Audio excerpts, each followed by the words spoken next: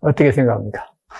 근데 영적인 싸움이 있어요. 이걸 이루는 데는 이런 영적 싸움에 대해서 공부하게 될 것입니다. 우리는 이걸 알았어요. 아는데 실천하려고 하는데 방해가 있어. 그래서 그게 영적 싸움인데 그것을 또 해결하는 것이 과제예요. 이 원리를, 요 내용을 자꾸만 읽어봐서 이걸 내 것으로 삼고 그 다음에 이제 영적 싸움에 대해서 어떻게 그러면 영적으로 사탄의 세력들이 우리를 들어와서 속이고 우리를 넘어뜨리고 이렇게 하는데 그걸 어떻게 이겨낼 것인가. 그런 문제가 이제 해결해야 됩니다. 성공, 중요성, 성취, 만족, 행복, 즐거움, 안전, 평화. 이 모든 것을 참으로 하나님의 관점에서 온전한 성공을 이룰 수가 있습니다. 하나님께서는 우리가 성공하고 성취감을 느끼며 또 만족한 삶을 살기를 원하는데 바로 하나님의 방법으로 이것을 성취할 수 있다 하는 것을 말씀합니다. 이것에는 어떤 차이가 없어요. 재벌이나 이런 사람이나 또 박사들이나 이런 사람들이나 우리 보통 사람들이나 차이가 없어요. 바로 바르게 할 수 있습니다. 여러분 매슬로우의 욕구 이론에 대해서 들으셨을 것입니다. 매슬로우라고 하는 심리학자가 사람의 욕구를 5단계로 말했어요. 첫째로 이제 생존의 욕구입니다. 생존의 욕구라는 건 식욕, 수면욕, 또 성욕 이런 기본적인 생존의 욕구가 있는데 그것을 충족시키면 그 다음 단계로 올라가는 거예요. 두 번째 단계가 안전의 욕구입니다. 그 다음에 세 번째 단계가 애정과 소속감의 욕구입니다. 사랑을 받고 싶어 하고 소속되고 싶어 하는 그런 욕구. 그리고 네 번째는 존중의 욕구입니다. 칭찬받고 인정받고 싶은 욕구. 그 다음에 5번째가 자아 실현의 욕구입니다. 자기 꿈을 실현하고 싶은 그런 욕구. 그런 것을 합쳐서 매슬로우의 욕구 이론이라고 그러는데 5단계로 얘기를 하고 있습니다. 이와 같이 우리는 기본적 욕구가 충족이 되면 다른 것을 성취하고자 하는 그런 욕구가 있어요. 바로 그것을 하나님께서는 채워주시기를 원하는 것입니다. 자, 오늘 7장, 7장에 대해서 같이 읽어보겠습니다. 믿음의 시작. 믿음의 삶을 위한 하나님의 지침. 1. 올바른 지침은 올바른 길로 인도한다. 하나님은 우리가 성공하고 성취감을 느끼며 만족한 삶을 살기를 원하신다. 자, 그런데 지난주일에 제가 8가지 질문을 했어요. 자신의 가치 평가에 대해서. 첫째, 1. 나는 얼마나 성공하고 있는가? 2. 나는 얼마나 중요한가? 3. 나는 얼마나 성취하고 있는가? 4. 나는 얼마나 만족하고 있는가? 5. 나는 얼마나 행복한가? 6. 나는 얼마나 재미있게 사는가? 7. 나는 얼마나 안전한가? 8. 나는 얼마나 평화를 누리고 있는가? 이렇게 8가지 자신의 가치 평가를 얘기했는데 바로 거기에 대해서 오늘은 이제 해답을 주려고 합니다. 자, 그러나 그 부분부터 같이 읽어봅시다. 그러나 시작. 그러나 성공, 중요성, 성취, 만족, 행복, 즐거움, 안전, 평화에 관한 당신의 믿음이 성경 말씀에 근거해야 한다. 이 믿음의 영역 하나하나를 하나님의 말씀의 기초 위에서 다시 살펴보려고 한다. 앞에 6장에 나온 자신의 가치평가의 8가지 진술과 비교해 보라. 이 설명들은 당신이 그리스도인으로서의 성경에서 말하는 당신의 원 위치로 돌아가도록 도움을 줄 것이다. 첫째, 성공입니다. 성공. 1번, 성공의 핵심 개념은 뭐예요? 목표라고 했어요. 핵심 개념은 목표. 그러니까 성공이라는 건 뭡니까? 목표를 설정하고 그 목표에 달성할 때 그걸 성공했다고 그래요. 그러니까 그 핵심 개념은 목표입니다. 목표. 자, 성공을 같이 읽습니다. 성공은 목표와 직결되어 있다. 만일 당신이 성공에 대한 자신감이 부족하다면 인생의 목표를 이루는데 어려움을 느낄 것이다. 그렇지 않고 자신감을 갖고 열심히 노력하는데도 목표를 이루지 못한다면 그것은 잘못된 목표를 위해 애쓰고 있기 때문이다. 그러니까 목표 설정이 바르게 돼야 된다고 말이에요. 그래서 성공 목표와 직결되어 있다. 그렇게 표현했어요. 자, 다음에 우리를 향한 하나님의 목표가 베드로후서 1장 3절에서 10절에 잘 요약되어 있다. 같이 읽습니다. 그의 신기한 능력으로 생명과 경건에 속한 모든 것을 우리에게 주셨으니 이는 자기의 영광과 덕으로서 우리를 부르신 이를 알므로 말미암음이라. 이로써 그 보배롭고 지극히 큰 약속을 우리에게 주사 이 약속으로 말미암아 너희가 정욕 때문에 세상에서 썩어질 것을 피하여 신성한 성품에 참여하는 자가 되게 하려 하셨느니라. 그러므로 너희가 더욱 힘써 너희 믿음의 덕을, 덕의 지식을, 지식의 절제를, 절제의 인내를, 인내의 경건을, 경건의 형제의 우애를, 형제의 우애의 사랑을 더하라.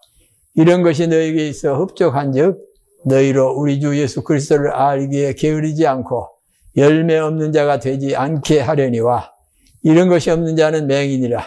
멀리 보지 못하고 그의 옛죄가 깨끗하게 된 것을 잊었느니라. 그러므로 형제들아 더욱 힘써 너희 부르심과 택하심을 굳게 하라. 너희가 이것을 행한즉 언제든지 실족하지 아니하리라. 아멘. 좀 길고 조금 어렵습니다. 근데 첫째로는 하나님께서 3절 앞부분 같이 읽어보겠습니다. 그의 신기한 능력으로 생명과 경건에 속한 모든 것을 우리에게 주셨으니 그랬어요. 그러니까 하나님이 우리에게 생명을 주시고 경건을 주셨어요. 생명과 경건을 주셨어요. 그래서 그 부분을 이제 밑에 설명을 읽어보겠습니다. 하나님의 목표는 같이 읽습니다. 하나님의 목표는 당신의 신분을 확인하는 데서부터 시작된다는 사실에 유의하라. 하나님은 당신에게 생명과 경건을 주셨다. 즉 의롭다함을 받는 칭의를 이미 이루어졌으며 그러니까 생명을 주셨어요. 생명이라는 건 뭐예요? 영생을 주셨단 말이에요. 예수 믿고 우리가 의롭다함을 받았어요. 의롭다함을 받았어요. 그래서 그것이 바로 영생이에요. 영생. 그리고 그것이 이제 생명이에요. 그 다음에 경건은 뭐예요? 거룩하게 되는 성화예요. 성화. 그러니까 거룩하게 되는 성화도 이미 시작되었다. 그러니까 의롭다함을 받고 이제부터는 이제 거룩을 향해서 나아가고 있는 것이에요. 그러니까 그것이 경건이에요. 그러니까 생명과 경건을 이미 주셨다. 그렇게 말해. 자, 당신은 같이 읽습니다. 당신은 신의 성품에 참여하였다. 신의 성품이라는 것은 영어로 divine nature라고 그러죠. 이건 하나님의 성품이에요. 그러니까 하나님의 성품에 참여하기 시작했다고 말이에요. 우리는 죄로 말미암아서 좋은 성품을 잃어버렸는데 이제 하나님의 성품에 참여하게 됐다고. 자, 시작.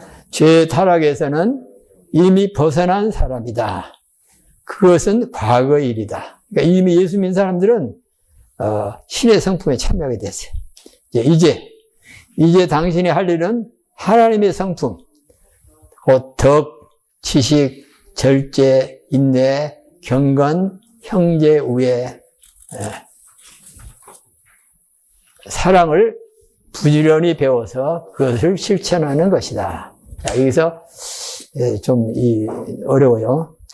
하나님의 성품이 여러 가지 있는데 덕이 첫째 덕이라고 해요. 덕. 영어로 virtue 그러는데 이것은 도덕적이고 인격적인 능력을 말해. 말하자면 선을 행하는 그런 능력이야. 덕이라고 해요. 좀 어려운 말이야. 덕이란 말이 우리가 또 어떤 사람 덕 있는 사람이다. 또 덕을 베풀어야 된다. 뭐 그런 얘기를 하잖아요. 그래서 여러 가지 넓은 의미를 가지고 있는데 인격적인 능력이야. 덕. 그다음에 지식, 하나님을 아는 지식. 또 절제는 자기를 통제하는 셀프 컨트롤이라고 해요. 인내. 경건은 하나님을 잘 믿는 것이 다 경건이에요. 경건. 거룩하게 돼가는 거. 형제 우애, 그 다음에 사랑. 이것을 부지런히 배워서 이제 실천하는 일만 남았다고 말해요. 하나님은 가치가 없습니다. 하나님의 목표에 초점을 맞추면 결국은 성공하게 된다. 이것은 하나님의 관점에서의 성공이다. 이런 성품이 훈련을 통하여 생활 속의 길들에 갈 때 당신은 열매를 맺으며 실족하지 않는다고 성경은 약속하고 있다. 그것이 바로 성공이다. 그러니까 이 베드로서의 그 10절에 그래 가서 10절에 가서 그때 가서 그러므로 너희가 형제들아 더욱 힘써 너희 부르심과 택하심을 굳게 하라. 너희가 이것을 행한즉 언제든지 실족하지 아니하리라 그러세요. 그러니까 이렇게 이런 것을 힘써 행하면 실족하지 않는다. 넘어지지 않는다. 그렇게 얘기를 했어요.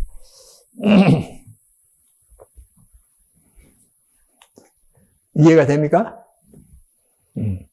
조금 어렵지만은 계속 읽어보겠습니다. 이 성품 속에 시작. 이 성품 속에 재능이나 지식 혹은 모든 신자들에게 동일하게 주어지지 않는 은사는 언급되지 있지 않다는 사실을 주목하라. 당신의 가치는 재능이나 지식 혹은 은사에 의해 결정되는 것이 아니다. 그리스도 안에서의 신분과 당신의 성품이 잘 개발되어 가는 것에서 당신의 가치가 나타나는 것이다. 그러니까 첫째, 그리스도 안에서 우리의 신분, 우리는 하나님의 자녀다. 그래서 확실히 하고, 그 다음에 성품을 개발해 가는 것, 성품을 거룩하게 만들어 가는 것. 그것이 바로 우리의 가치가 나타난 것이다. 그래서 자, 이 두 가지 시작. 이 두 가지는 모든 그리스도인들에게 다 동일하게 해당되는 것이다.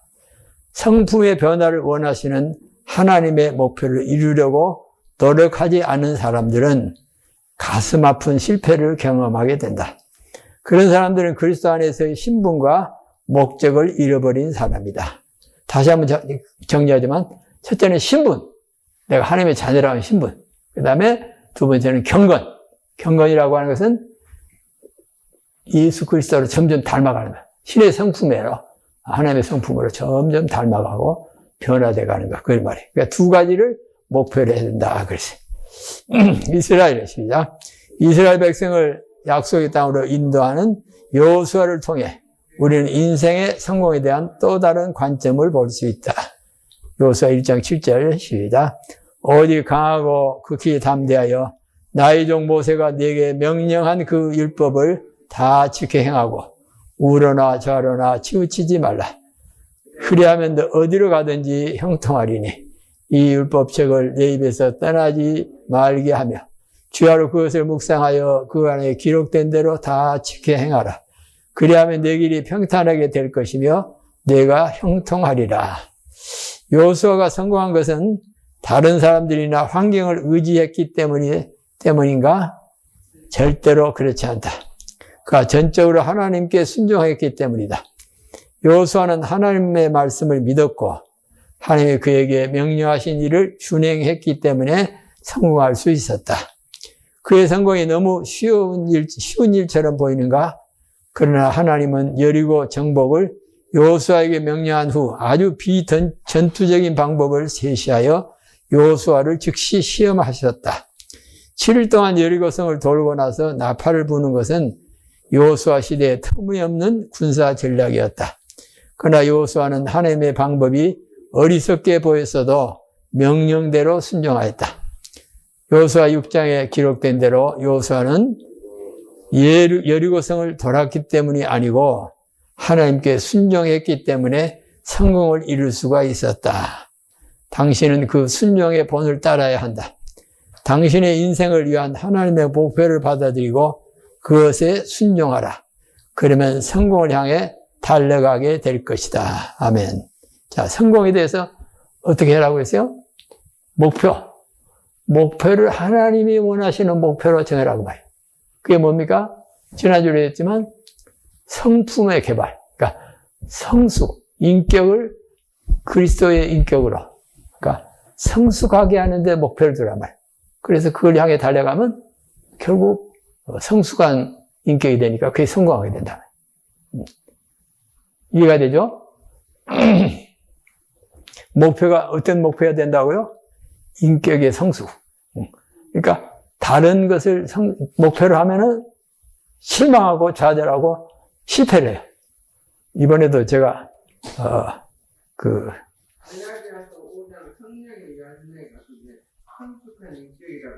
그렇죠. 갈라디아서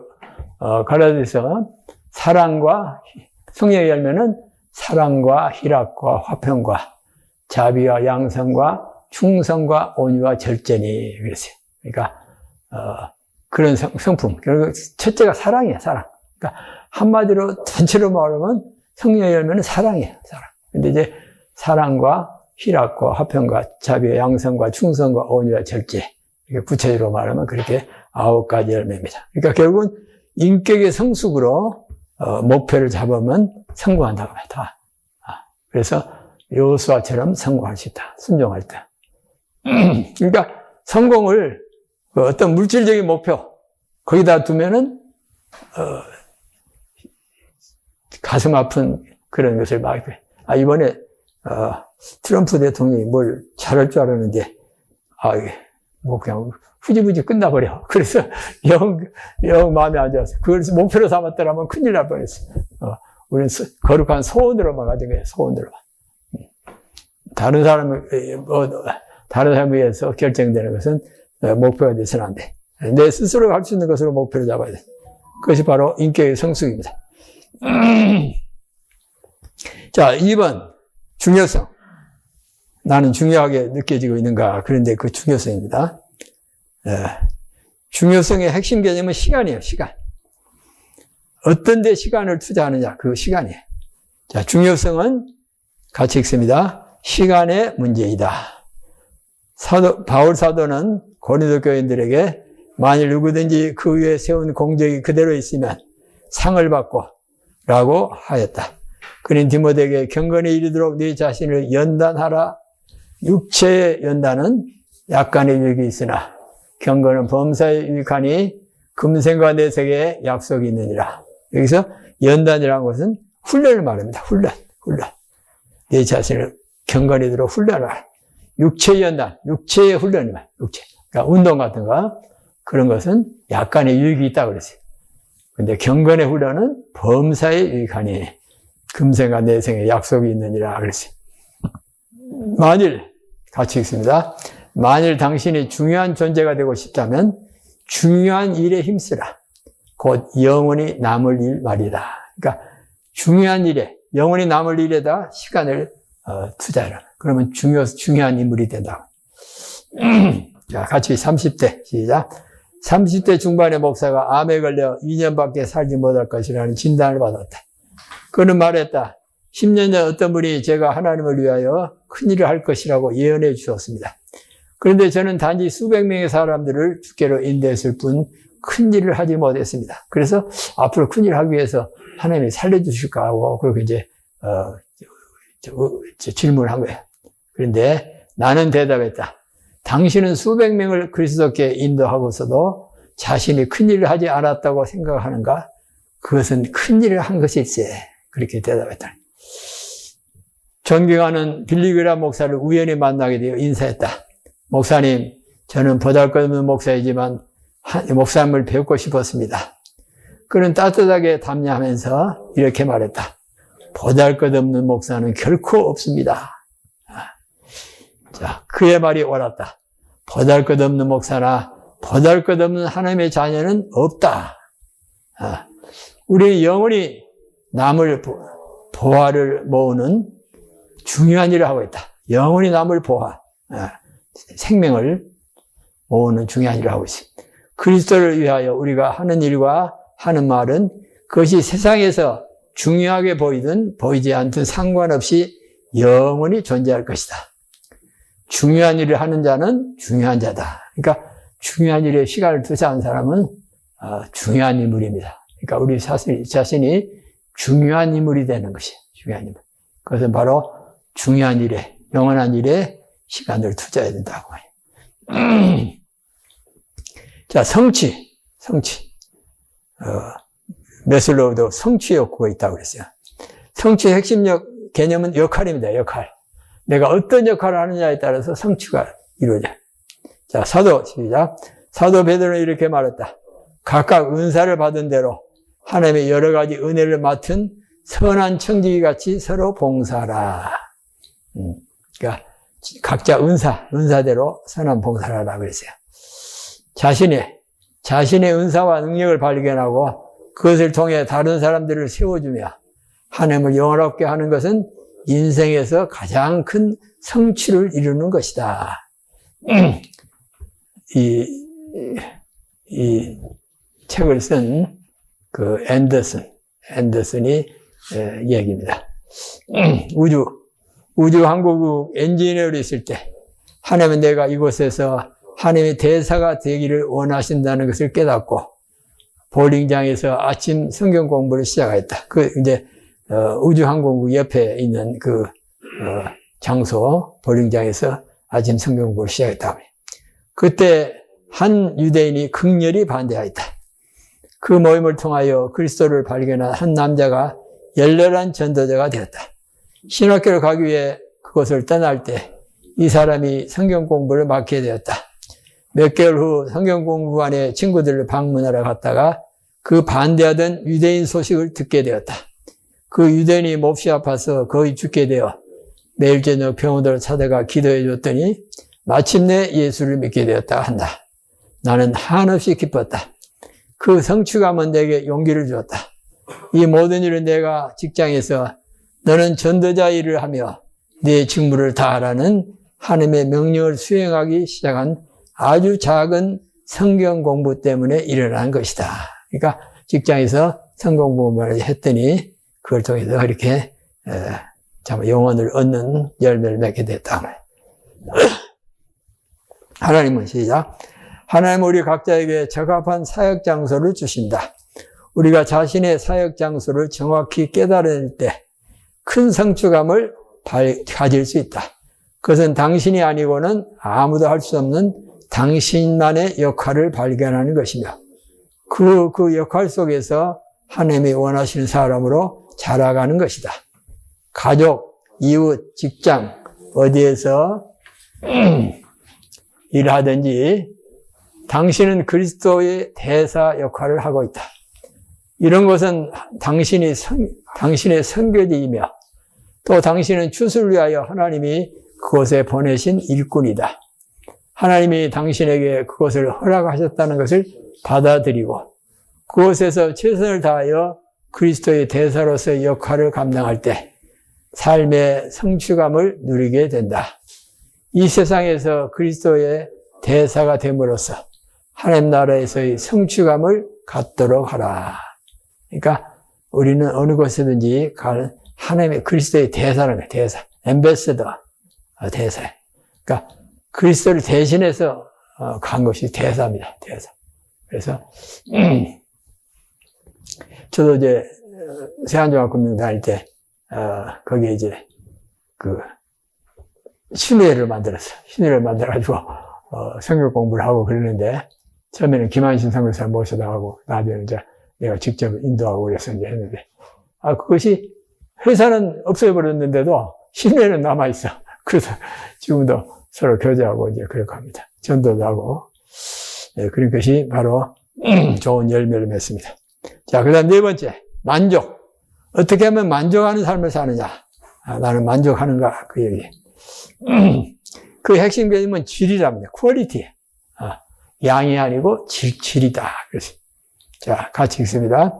우리의 삶과 인간관계, 일, 상품이 질적으로 향상될 때 우리는 만족을 느낀다.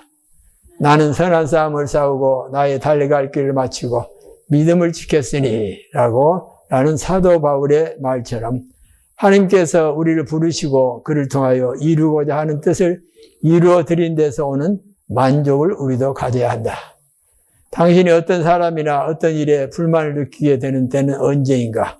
그것은 일반적으로 인간관계와 일, 상품이 질적으로 떨어질 때이다. 만족은 질적인 문제이지 양적인 문제가 아니다. 당신은 몇 가지 일을 잘 하는 데서 만족을 얻지 많은 일을 해치우는 데서 만족을 얻지 못할 것이다. 우리는 자신의 책임량을 늘리는 게 아니라 맡은 일을 완벽하고 철저하게 수행할 때 만족을 얻는다. 인간관계에 있어서도 마찬가지다. 만일 당신이 인간관계에서 만족을 얻지 못하고 있다면 아마 깊이 있는 관계를 이루지 못했기 때문일 것이다. 솔로몬은 많은 친구를 얻는 자는 해를 당하게 되거니와 어떤 친구는 형제보다 친밀하니라 라고 말했다.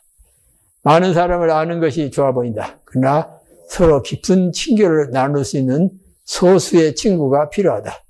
바로 주께서 그 본을 보여주셨다. 예수께서는 많은 사람들을 가르치고 사역을 위하여 70인을 준비시켰지만 12제자를 훈련하는데 대부분의 시간을 보내셨다. 12제자 중에서도 3사람, 베드로, 요한, 야고보를 택하여 베라산에 함께 오르시고 또 감람산과 겟세마네 동산에도 함께 동행하셨다. 그리고 십자가 위에서 고난당하는 동안 가장 가까운 친구인 요한에게 자신의 어머니를 부탁하셨다. 그것이 바로 친밀한 관계였으며 우리 모두 이런 깊이 있는 관계에서 오는 만족을 필요로 한다. 그러니까 주님과의 관계도 또 친구와의 관계도 또 어떤 사업을 하는 모두 일을 하는데도 퀄리티가 중요하다 그런 얘기입니다. 그럴 때 우리가 만족을 얻게 된다 그런 얘기죠. 5번째, 행복. 어떻게 해야 행복한가? 핵심 개념은 자족하는 마음이다. 자족하는 마음이다. 자, 세상 사람들 시작. 세상 사람들은 자기가 원하는 것을 소유하는 것이 행복이라고 생각한다. 그러나 하나님이 생각하시는 행복은 간단한 잠언 내용에 요약되어 있다. 가진 것을 만족해야 하는 사람이 행복하다. 당신이 소유하지 않은 것에 전전긍긍한다면 행복하지 못할 것이다. 그러나 이미 소유하고 있는 것에 감사할 때 행복을 느낄 것이다. 사도 바울은 말했다. 그러나 자족하는 마음이 있으면 경건은 큰 이익이 되느니라. 자족이란 말은 컨텐트먼트, 그러니까 만족이야, 만족. 7절, 우리가 세상에 아무것도 가지고 온 것이 없음에 아무것도 가지고 가지 못하리니 우리가 먹을 것과 입을 것이 있은즉 족한 줄로 알 것이니라. 실제로 당신은 영원히 행복하게 살 수 있는 모든 것을 이미 소유하였다. 당신은 그리스도를 소유하였다. 그리고 영생을 가졌다. 모든 필요를 다 채워주겠다고 약속하신 하나님 아버지가 있다. 빌립보 4장 19절입니다. 이런 것 우리에게 계속 감사하러 한 것은 조금도 놀라울 일이 아니다.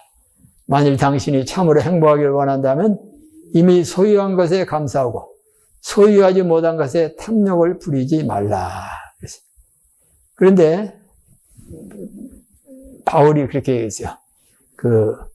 고린도서에 보면 종으로 있느냐 그대로 있으라. 자유인으로 있으냐 종이 되지 말아라. 그러면서 종에 있는 사람은 그러나 자유할 수 있으면 자유해라. 그러니까 우리가 생활의 개선을 위해서 생활이 잘 되도록 위해서 노력하는 것은 당연히 노력해야 돼. 그렇지만 그것이 없다고 막 전전긍긍하고 그래서는 안 된단 말이에요. 그러니까 내 있는 것에 감사하고 그 다음에 개선을 위해서 더 업그레이드 되기 위해서 노력을 하고 그런 것은 좋지만은 그것에 전전긍긍하지 말라고 해요. 탐욕까지는 가지 말아야 된단 말이에요. 자, 그래서 만일 같이 한번 읽었어요. 만일 당신이 참으로 행복하기를 원한다면 이미 소유한 것에 감사하고 소유하지 못한 것에 탐욕을 부리지 말라. 소유할 수 있으면 노력을 해야 돼요. 그러나 그것에 목숨 거는 것은 할 필요가 없다고 말이에요. 그래서 행복도 바로 자족하는 마음에 행복이 있다. 감사하는 마음. 자, 그 다음에 6번째, 즐거움.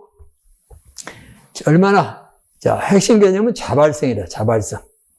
자, 당신은 같이 읽습니다. 당신은 그리스도인으로서 얼마나 즐거움을 누리고 있는가? 어떤 사람은 디즈니랜드로 여행 가는 것이 즐겁다고 생각한다. 그렇다. 디즈니랜드에는 재미있는 것이 많이 있다. 그러나 나는 그곳에 다녀올 때마다 늘 많은 돈을 쓰고 매우 지쳐서 돌아온다. 자, 즐거움은 자발적인 것이다. 당신이 정말 즐거웠던 기억은 잠깐이든지 큰 행사든지 자발성 때문이었으리라. 그러나 때때로 우리는 참 즐거움이 아닌 것을 위해 계획하고 낭비하기도 한다. 나는 집에서 아이들과 벽에 던지기 놀이로도 즐거운 시간을 많이 가졌다. 자발적인 즐거움을 누리기 위해서는 방해물을 제거해야 한다. 그리스도인의 즐거움을 가장 방해하는 것은 우리의 거칠애다.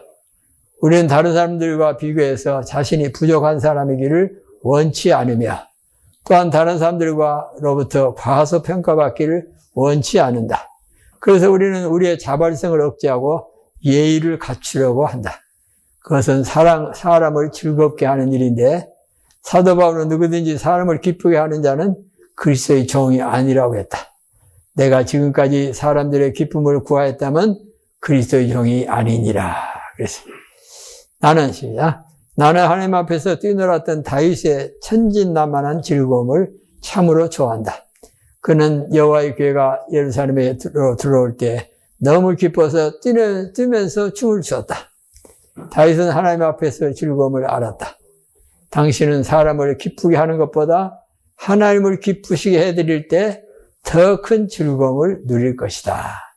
바로 즐거움을 어떤 데다 둬야 되느냐. 바로 자발적으로 내가 하고 싶은 것을 하는 그 즐거움, 그것을 말하는 것이. 그런데 사람을 기쁘게 하는 것보다도 하나님을 기쁘시게 해줄 때 더 큰 즐거움을 누리게 될 것이다. 그래서. 7번째, 안전. 핵심 개념은 영원과 관계된 것이다. 영원 관계. 자, 시작. 삶의 안전을 얻으려면 일시적인 것이 아닌 영원한 것을 의지해야 한다. 그리스도인은 종종 불안해한다.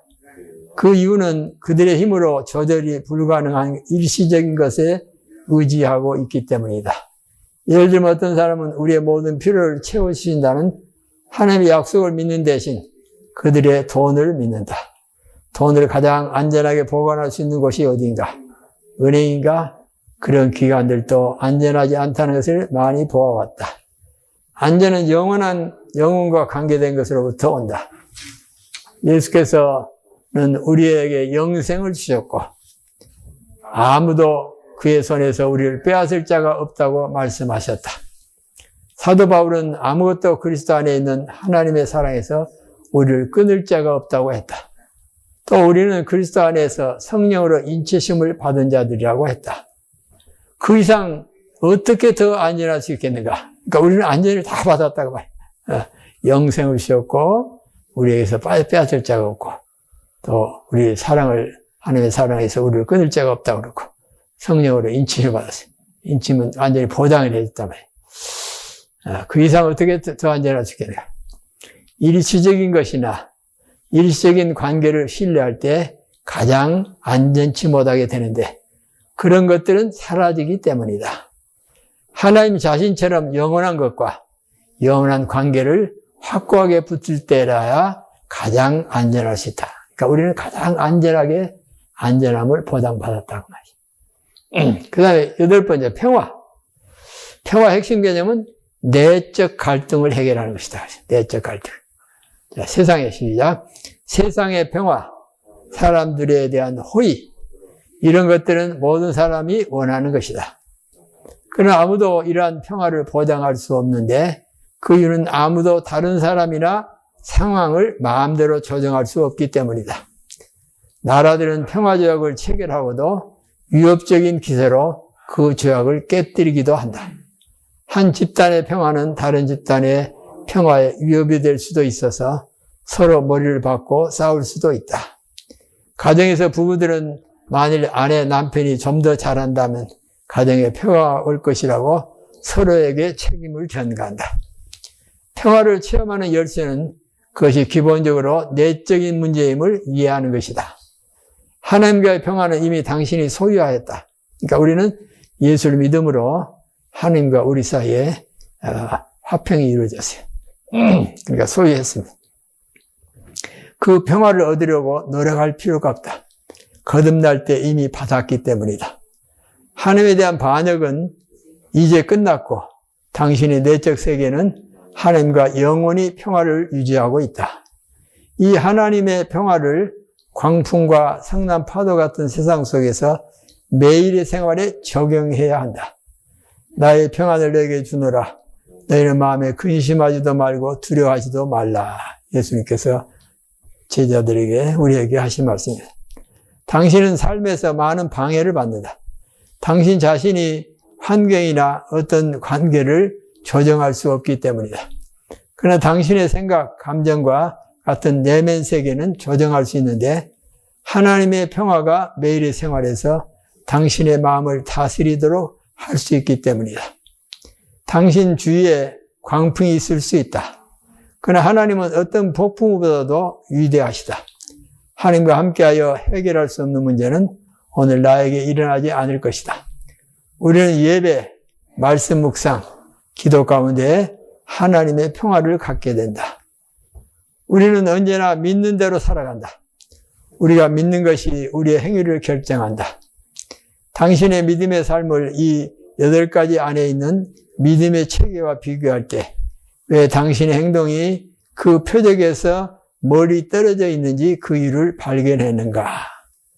당신의 믿음의 삶을 정도, 바른 길로 되돌리기 위하여 당신의 믿음 체계를 바꿀 준비가 되어 있는가? 아멘. 자, 이 아주 그냥 근본적인 핵심 문제를 전부 터치했어요, 오늘. 우리가 평소에 생각하던 그 모든 것들이 그 해답을 오늘 다 주고 있어요. 어떻게 생각합니까? 근데 이제, 근데 영적인 싸움이 있어요. 이걸 이루는데, 다음 주에 영적 싸움에 대해서 공부하게 될 것입니다. 그러니까, 우리는 이걸 알았어요. 알았는데 실천하려고 하는데, 방해가 있어.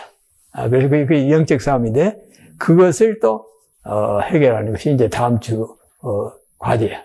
이 원리를, 요 내용을 자꾸만 읽어봐서, 이걸 내 것으로 삼고, 그 다음에 이제, 다음 주에 영적 싸움에 대해서, 어떻게 그러면 영적으로 사탄의 세력들이 우리를 들어와서 속이고, 우리를 넘어뜨리고 이렇게 하는데, 그걸 어떻게 이겨낼 것인가.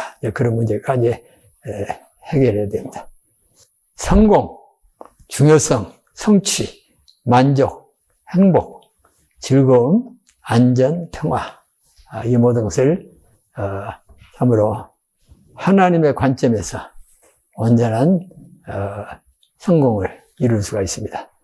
하나님께서는 우리가 성공하고 성취감을 느끼며 또 만족한 삶을 살기를 원하는데 바로 하나님의 방법으로 이것을 성취할 수 있다 하는 것을 말씀합니다.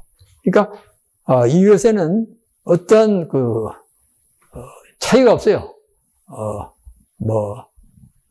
재벌이나 이런 사람이나 또 무슨 박사들이나 이런 사람들이나 우리 보통 사람들이나 차이가 없어요.